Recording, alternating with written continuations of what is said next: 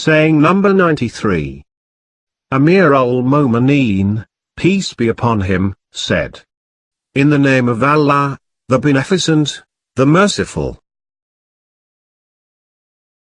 None of you should say, 'O Allah, I seek your protection from trouble,' because there is no one who is not involved in trouble, but whoever seeks Allah's protection, he should seek it from misguiding troubles.